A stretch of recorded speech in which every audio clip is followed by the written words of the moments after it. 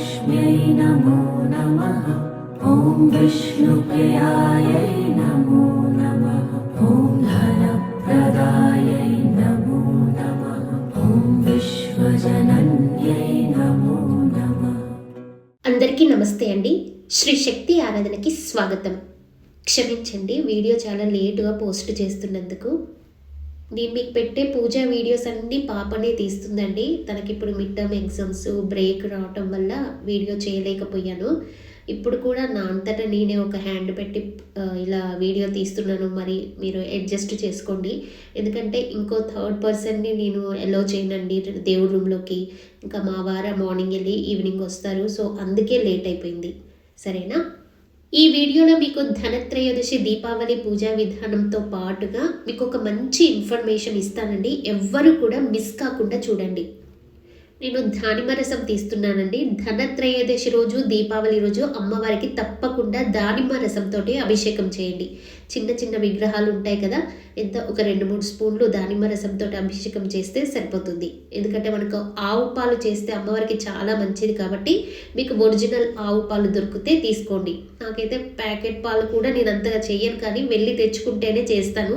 అది మీ ఇష్టము. ఆవు పాలతో చేసినా కానీ దానిమ్మ రసంతో మాత్రం తప్పకుండా అందరూ అభిషేకం చేయండి. ప్రతి పూజకు ముందు మనం గణపతిని ప్రార్థన చేస్తాము. గణపతి యొక్క ప్రార్థన సింపుల్గా శక్తివంతంగా ఉండాలి అంటే మనము గణపతి యొక్క 12 నామాలని ప్రతి పూజకు ముందు తలుచుకోవాలి. నామాలు ఎలా అంటే పాస్వర్డ్ లాంటివి. మనము కంప్యూటర్ ఓపెన్ చేయాలి అంటే పాస్వర్డ్ నొక్కితే ఎలా అన్నీ ఓపెన్ అయిపోతాయి, అలానే ఋషులు అలా అరేంజ్ చేశారనమాట ఈ 12 నామాలని. సుముఖుడు, ఏకదంతుడు, కపిలుడు, గజకర్ణుడు, లంబోదరుడు, వికటుడు, విఘ్ననాథుడు, వినాయకుడు, ధూమ్రకేతువు, గణాధ్యక్షుడు, బాలచంద్రుడు, గజాననుడు. ఈ మన నోటి నుంచి ఈ 12 నామాలు చెప్తుంటే అప్పటికప్పుడు అలానే గణపతి యొక్క ఆకారం ఏర్పడుతుందని నారద పురాణంలో ఋషులు ఇలా ఏర్పరిచారని చెప్పబడి ఉంది. అందరూ కూడా ఈ నామాలు కంఠస్థం చేసుకొని ప్రతి పూజకు ముందు ఈ 12 నామాలు తలుచుకొని స్వామికి ధూప దీప నైవేద్యాలు సమర్పిస్తే చాలు. ధనత్రయోదశి రోజు ఇది సాయంకాలం పూజ. సాయంకాలం గణపతిని ఇలా ప్రార్థన చేసి దీని తర్వాత మీరు యమదీపం పెట్టండి. యమదీపం నేను ఇక్కడ చూపెట్టట్లేదండి, మీకు ఒక షార్ట్లో చూపెడతాను, లేదా మీకు వచ్చినా పర్వాలేదు. దాని తర్వాత మీరు చక్కగా మనం ఇందాక దానిమ్మ రసం తీసాం చూడండి, విగ్రహాలన్నిటికీ చక్కగా అభిషేకం చేసుకోండి. అమ్మవారికి, లక్ష్మీనారాయణలకి, శ్రీచక్రానికి, మీ దగ్గర ఉంటే శ్రీచక్రానికి, లేదు అంటే మీ దగ్గర ఏమేమి విగ్రహాలు ఉన్నాయో అవన్నిటికీ కూడా మీరు దానిమ్మ రసంతో చక్కగా అభిషేకం చేసుకోండి. అభిషేకం చేసేటప్పుడు మీకు శ్రీ సూక్తం వస్తే కనుక తప్పకుండా అదే చదవండి. నేను దీని గురించి మీకు లాస్ట్లో చెప్తాను.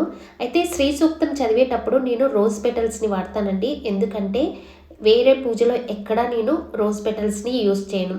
శ్రీ సూక్తం చదివేటప్పుడు, శ్రీచక్రానికి పూజ చేసేటప్పుడు రోజ్ పెటల్స్ని వాడతాను. ఎందుకంటే శ్రీచక్రమే పెటల్స్ లాగా ఉంటుంది కాబట్టి మనం అలా పూజ చేస్తే తప్పు లేదు. హరి ఓం. హిరణ్యవర్ణాం హరిణీం సువర్ణరజతస్రజాం చంద్రాం హిరణ్మయీం లక్ష్మీం జాతవేదో మమావహ తామ ఆవహ జాతవేదో లక్ష్మీమనపగామినీం యస్యాం హిరణ్యం విందేయం గామశ్వం పురుషానహం అశ్వపూర్వామృతమధ్యాం హస్తినాద ప్రబోధినీం శ్రియం దేవీముపహ్వయే శ్రీర్మా దేవీర్జుషతాం కాంసోస్మితాం హిరణ్యప్రాకారామార్ద్రాం జ్వలంతీం తృప్తాం తర్పయంతీం పద్మే స్థితాం పద్మవర్ణాం త్వామిహోపహ్వయే శ్రియం చంద్రాం ప్రభాసాం యశసా జ్వలంతీం శ్రియం లోకే దేవజుష్టాముదారాం తాం పద్మినీమీం శరణమహం ప్రపద్యే అలక్ష్మీర్మే నశ్యతాం త్వాం రుణే. ఆదిత్యవర్ణే తపసోధిజాతో వనస్పతిస్తవ వృక్షోధ బిల్వః తస్య ఫలాని తపసానుదంతు మాయాంతరాయాశ్చ బాహ్యా అలక్ష్మీః. ఇలా శ్రీ సూక్తం చదువుకుంటూ అభిషేకము. శ్రీ సూక్తం రాని వాళ్ళు మహాలక్ష్మి అష్టకము దీనికి చాలా శ్రేష్టమండి. మహాలక్ష్మి అష్టకం చదువుకుంటూ అభిషేకం చేయండి, లేదా శ్రీ లక్ష్మీనారాయణ నమః అనుకుంటూ మీరు అభిషేకం చేయవచ్చు. వరలక్ష్మీదేవికి మనము ముఖవాడ పెట్టి అమ్మవారిని పూజ చేసుకుంటాం కదా, మళ్ళీ దీపావళికి మాత్రం తప్పకుండా తీస్తానండి. అభిషేకం చేసి పూజ చేసుకుంటాను. 5 రోజులు కంటిన్యూగా పూజ చేసుకుంటాను ఆ అమ్మవారికి. అలానే బాక్స్లో పెట్టి ఉంచానమాట. మీరైనా సరే అమ్మవారిని బయటికి తీసి చక్కగా అలంకరణ చేసి పూజ చేసుకోండి. అలంకరణ అంటే బొట్టు అన్నీ పెట్టేసి పూజ చేసుకోండి. నేనైతే ఎవ్రీ ఇయర్ కామాక్షి దీపానికి అమ్మవారిని సెట్ చేసి దీపలక్ష్ములతో చక్కగా పూజ చేసుకుంటాను. నాకు చాలా ఇష్టం ఆ పూజ అంటే. దీపలక్ష్మి పూజా విధానాన్ని నేను మీకు ఈ ఇయర్ చూపించలేకపోయానండి. అది చూపించాలని చాలా ఇష్టపడ్డాను. సడన్గా నాకు 108 జ్యోతులు ఉంటాయి, అదే ప్రమిదలు ఉంటాయి కదా, అవి మిస్ అయ్యాయి షిఫ్టింగ్లో. చాలా బాధ అనిపించింది. అవి వెతికి ఇంకా ఆగిపోయాను. నెక్స్ట్ ఇయర్ నేను మీకు ఆ వీడియో చూపిస్తాను. నేను మీకు ఆల్రెడీ ఒక పీడిఎఫ్ ఇచ్చాను కదా 108 జ్యోతిలక్ష్ముల పూజా విధానాన్ని. ఈ ధనత్రయోదశి రోజు అది మిస్ కాకుండా అది పారాయణం చేయండి. అమ్మవారి ముందు చక్కగా చదువుకోండి. కామాక్షి దీపానికి అంటే కామాక్షి దీపంని వెలిగించి ఒక అఖండ దీపం మాత్రము ఆ 5 రోజులు లేదా 3 రోజులు మాత్రం తప్పకుండా ఉండేటట్టు చూసుకొని ఆ దీపలక్ష్ముల పూజా విధానాన్ని ఆ పారాయణాన్ని చేసి చక్కగా అమ్మవారికి పూజ చేసుకోండి. లేదా ఇలాంటి కుబేర యంత్రం అనేది మీ దగ్గర ఉంటుందో లేదో నాకు తెలియదు. నేనైతే కుబేర యంత్రానికి పూజ చేసుకుంటాను. కుబేర యంత్రం లేని వాళ్ళు అవి రైటింగ్ నెంబర్స్ ఉంటాయి కదా, వాటికి పూజ చేసుకోండి. అలానే ధనత్రయోదశి రోజు బంగారం, మీ దగ్గర ఎంత బంగారం ఉంటే అంత అండి. అందరికీ ఒకేలాగా ఉండాలని లేదు. చిన్న రింగ్ ఉన్నా సరే అది మధ్యలో పెట్టి చుట్టూరు 13 దీపాలు వెలిగించాలి ఆ రోజు మాత్రం. ధనత్రయోదశి, ధనతేరాస్ అంటారు కదా, 13 దీపాలు ఆ రోజు వెలిగించాలని శాస్త్రం చెప్తుంది. తేరా అంటే 13 దీపాలు మాత్రం ఆ రోజు లక్ష్మీదేవి ముందు, బంగారం ముందు తప్పకుండా వెలిగించాలి. అందరికీ తెలిసింది అయినా మళ్ళీ చెప్తున్నానండి. ఆ రోజు మాత్రం లక్ష్మీనారాయణని ఇద్దరిని కలిపి పూజ చేయాలి. ఇద్దరికి కలిపి ఉన్న చిత్రపటాన్ని, విగ్రహాన్ని పెట్టి పూజ చేసుకోవాలి. గణపతి పూజ అయిన తర్వాత, అభిషేకాలన్నీ అయిపోయిన తర్వాత చక్కగా బంగారం మధ్యలో పెట్టి దీపాలన్నీ రెడీ చేసుకొని దీపాలన్నిటిని వెలిగించి ఫస్ట్ విష్ణుదేవుడికి తులసిని 108 తులసి దళాలు కానీ, గోమతి చక్రాలు కానీ, ఇంకా మీరు పూలతో కానీ స్వామివారికి అర్చించి ఆ తర్వాత లక్ష్మీ అష్టోత్తరంని అమ్మవారిని అర్చన చేసి దాని తర్వాత 108 దీపలక్ష్మి స్తోత్రాలని ఇక్కడ చదవండి. ఈ 13 దీపాలే కాకుండా ఈ 13 దీపాలు అనేది ధనత్రయోదశి రోజు సపరేట్గా వెలిగించే పద్ధతి. ఇది కాకుండా ఈ దీపలక్ష్మి స్తోత్రాలు చదివే వాళ్ళకి ఒక చిన్న టిప్ చెప్తానండి. యాక్చువల్గా 108 దీపాలతోటి అది పూజ చేస్తారు. పూజ చేసే విధానాన్ని నేను నెక్స్ట్ ఇయర్ చెప్తాను. ఇప్పుడు మీకు చిన్న టిప్ చెప్తానండి. 108 కుంభవత్తులు తీసుకొని చక్కగా ఒక వెండి లేదా ఇత్తడి ప్లేట్ తీసుకొని వాటినన్నిటిని నేతిలో కానీ కొబ్బరి నూనెలో కానీ ముంచి 108 జ్యోతిలక్ష్ముల యొక్క శ్లోకాలన్నిటినీ చదివి లాస్ట్లో ఆ 108 కుంభవత్తులన్నిటినీ వెలిగించి అమ్మవారికి చక్కగా హారతినివ్వండి. ఎంత అద్భుతంగా ఉంటుంది తెలుసా అండి. మీ ఇంటికి లక్ష్మీదేవి రాకుండా మాత్రం ఉండదు, డ్యామ్ షూర్. నేను తప్పకుండా మీకు చెప్పగలను. అమ్మవారు చాలా సంతోషపడి మీ ఇంటికి వస్తుంది అని. ఆ దీపలక్ష్ములకి, ఆ లక్ష్ములకి అంత శక్తి ఉందన్నమాట ఆ పూజా విధానానికి. కాకపోతే టైం పడుతుందండి, నేను దానికి ఒప్పుకుంటాను. టైం ఉన్న వాళ్ళు చేసుకుంటారు ఇవన్నీ. దీనితో పాటు ఇంకా మాకు టైము ఉంది చేయాలి అనుకున్నప్పుడు ఆ కుబేరుని పూజ కూడా చేయండి. నేను శ్రీ సూక్తం ఇక్కడ 16 సార్లు చదువుతానండి. 16 సార్లు చదివి 16 దీపాలు సపరేట్గా వెలిగిస్తాను అమ్మవారికి. ఈ 13 దీపాలు సపరేట్గా వెలిగిస్తాను. ఈ ఇయర్ మాత్రము నేను కూడా మీకు చెప్పినట్టు టిప్పు పాటిస్తానమాట. ఆ 108 జ్యోతులు వెలిగిస్తాను. ఒకటి అండి, ఇక్కడ అమ్మవారి అలంకరణ మొత్తము జ్యోతులతోటి ఉండాలి. విద్యుత్ దీపాలతో కాకుండా నూనెతో వెలిగించిన జ్యోతులతో అమ్మవారి అలంకరణ ఉంటే అద్భుతము.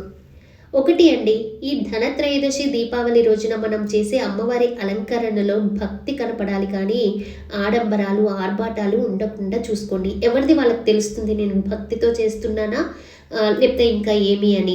ఎవరి కోసము ఇలా చూడ్డానికి, ఇల్లు బయట బాగా కనపడడానికి అలా కాకుండా దాంట్లో మీ శ్రద్ధ భక్తులు కనపడితే అమ్మవారు తప్పకుండా అనుగ్రహిస్తుంది.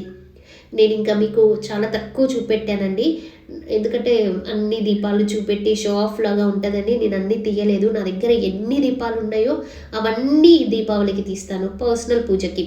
అవన్నీ పెట్టేసి అమ్మవారి ముందు చక్కగా వెలిగించుకుంటాను.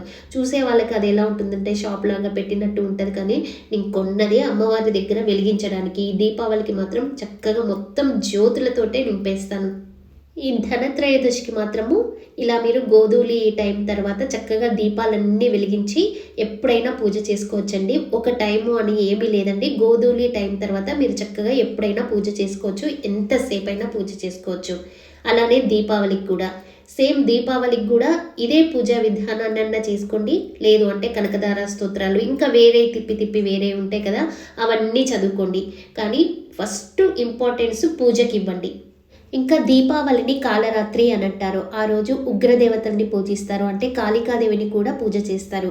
నేను ప్రతిరోజు కాళీ ఖడ్గమాల చదువుతానండి. ఎవరికైనా కావాలి అంటే పూజ చేసే వాళ్ళు ఉంటే పర్సనల్గా నాకు ఇన్స్టాలో మెసేజ్ చేయండి, వాళ్ళకి నేను ఖాళీ ఖడ్గమాల ఇస్తాను. కానీ నేను అందరికీ ఇలా పబ్లిక్లో అది నేను ఇవ్వలేను, ఎందుకంటే ఎన్నో కామెంట్స్ పెడతారు, వాళ్ళంతతో నాకు తలనొప్పి. ఇంకా దీపావళి రోజున ఆ కాళరాత్రి రోజున హనుమ ఉపాసన కూడా చేస్తారు. అంటే హనుమంతుడికి ఎవరికన్నా నేను హనుమాన్ చాలీస ఎన్నిసార్లు చదువుకోవాలి సంకల్పంతో, ఉద్యోగం రావాలి, పెళ్ళి కావాలి, ఇలా ఉంటుంది కదా, ఆ రోజు స్టార్ట్ చేసినా కూడా తప్పకుండా ఆ కోరిక నెరవేరకుండా ఉండదండి. కావాలనుకునే వాళ్ళు ఆ రోజు స్టార్ట్ చేయండి. ఇంకా కృష్ణుడికి సంబంధించిన ఎలాంటి పూజలైనా సరే ఈ రోజు చేస్తారు, చాలా అద్భుతంగా ఆ ఫలితాలను కూడా పొందుతారు. ఇప్పుడు మీరు చూస్తుంది గవ్వల హారతి అండి. 108 గవ్వల్ని చక్కగా అమర్చి దాని మధ్యలో దీపం పెట్టి అమ్మవారికి ఇలా నెల రోజులు కూడా అమ్మవారికి హారతి ఇస్తాను. ఈ ప్లేట్ని ఇంకా పక్కకు పెడతాను అనమాట. మధ్యలో దీపాన్ని మాత్రము చేంజ్ చేస్తాను. దాంట్లో ఒకసారి ఉసిరి దీపము, పిండి దీపము, నాకు ఇష్టమైన దీపాన్ని అమర్చుకొని ఇలా చేస్తాను. ఎవరైనా ఇంట్రెస్ట్ ఉంటే ఇలా మీరు చేయవచ్చు. సరే అండి, నేనైతే ఈ విధంగా పూజ చేసుకుంటానండి. మీకు నచ్చితే ఇలా చేసుకోండి, సరేనా? ఇప్పుడు అసలు విషయానికి వస్తున్నానండి. నేను మీకు ఈరోజు మీరు అందరితోటి ఒక విషయం చెప్పాలనుకుంటున్నాను. అది ఎవరికి అంటే 100K సబ్స్క్రైబర్స్ ఉన్నారు కదా, దాంట్లో 50% షార్ట్స్ చూసే వాళ్ళే ఉంటారు. ఇంకొక 50%లో సరదాగా వచ్చి ఏం జరుగుతుందా అని చూసిపోయే వాళ్ళు ఒక 25% ఉంటారు. ఇంకా కొంతమంది ఉంటారు కదా, నా లాంగ్ వీడియోస్ని మాత్రమే చూస్తారు, చక్కగా చూసి ఏదో ఒకటి నేర్చుకున్నానని మెసేజ్ పెడతారు. వాళ్ళ కోసము, అంటే ఏదో కొద్దిగా గొప్ప నేర్చుకుంటున్నారన్న సంతోషం నాకు ఉంటుంది కదా, వాళ్ళ కోసము, వాళ్ళ వెల్ విషర్గా నేను ఒక విషయం చెప్పాలనుకుంటున్నాను. అదేమిటంటే మీరందరూ కూడా శ్రీ సూక్తం నేర్చుకోండి. ఎవరు నేర్చుకుంటారు? కనీసం లలితా సహస్రనామాలు చదవటం వచ్చిన వాళ్ళు శ్రీ సూక్తాన్ని తప్పకుండా నేర్చుకోగలుగుతారు. ఎవరికైతే లలితా సహస్రనామాలు చదవటం రాదో వాళ్ళు అసలు శ్రీ సూక్తం జోలికి రావద్దు. ఎందుకంటే తప్పులు అవి చదవకూడదు, చదివి లేనిపోని ప్రాబ్లమ్స్ తెచ్చుకోకూడదు. అందుకని లలిత సహస్రనామాలు చదవటం వచ్చిన వాళ్ళు ట్రై చేస్తే తప్పకుండా శ్రీ సూక్తాన్ని నేర్చుకోగలుగుతారు. ఎందుకు నేర్చుకోమంటున్నాను అంటే మనందరిది శ్రీ శక్తి ఆరాధన ఫ్యామిలీ. నేను చేసిన వీడియోస్ మీ అందరికీ నచ్చుతున్నాయి అని అంటే ఖచ్చితంగా ఈ రోజు కాకపోతే ముందు రోజుల్లో ఎప్పుడైనా సరే శ్రీ విద్యా సాధన చేస్తారని గట్టి నమ్మకం నాకు ఉంది.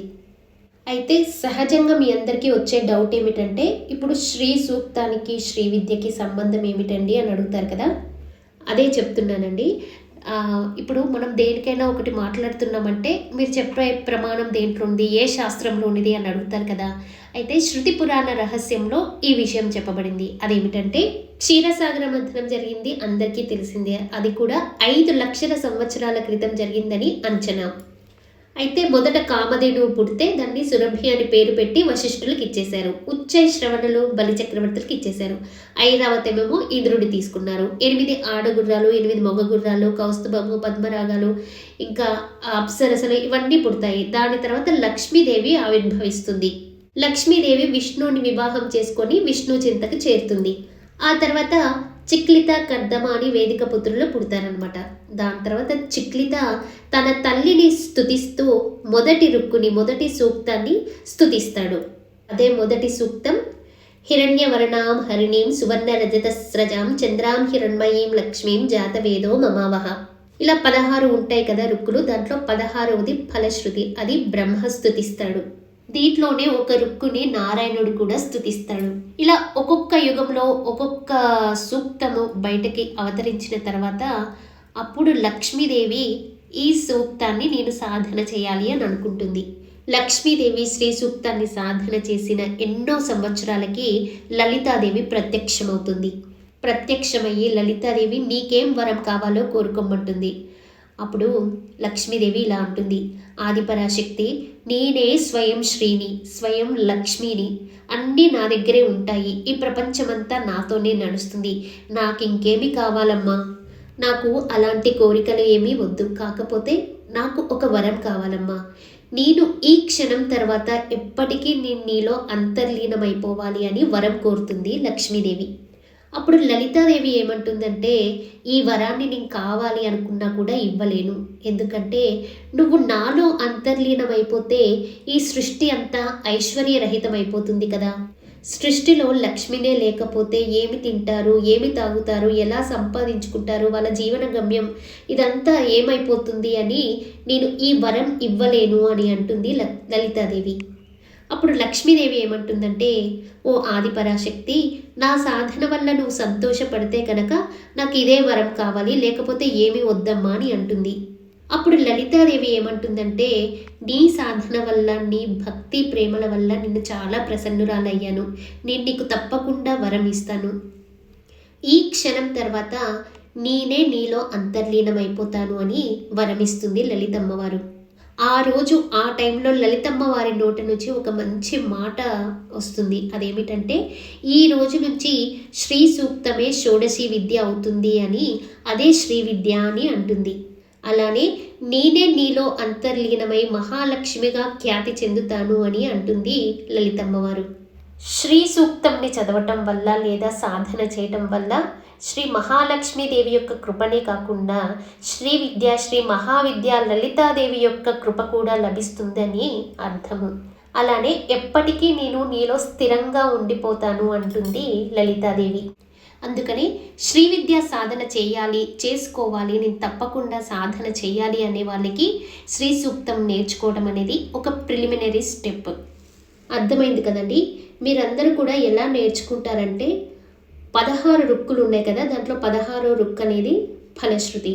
ఒక్క రుక్కు నేర్చుకొని అది ఒక ఎన్ని రోజులు అంటే ఒక 20 రోజులు ప్రాక్టీస్ చేయండి. సేమ్ అదే ట్యూను, అప్ అండ్ డౌన్స్ రావటము అదంతా ప్రాక్టీస్ చేయండి.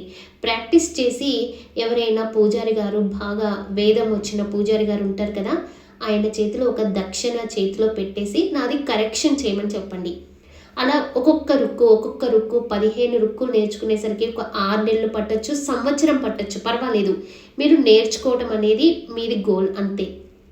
నా అనుభవం మీకేం చెప్తుందంటే, నాకు ఈ విషయం తెలిసిన తర్వాత శ్రీ విద్య నేర్చుకోవాలి అంటే శ్రీ సూక్తం అనేది ఒక ఎంట్రీ టికెట్ లాంటిది అన్న విషయం నాకు తెలిసినప్పుడు, నా జీవితంలో నేను వెనక్కి తిరిగి చూస్తే నాకు తెలుసో తెలియకుండానో శ్రీ సూక్తం మీద ఇంట్రెస్ట్ తోటో నేను ఒక 1 year శ్రీ సూక్తం నేర్చుకున్నానండి. నేర్చుకొని ఎవరితోటో కరెక్షన్ చేయించుకున్నాను. బండ తప్పులు చదివేవమ్మా, అసలు నువ్వు చదవనే వద్దు అన్నారు ఆ పూజారి గారు. ఒక 6 నెలలు ఆపేశాను.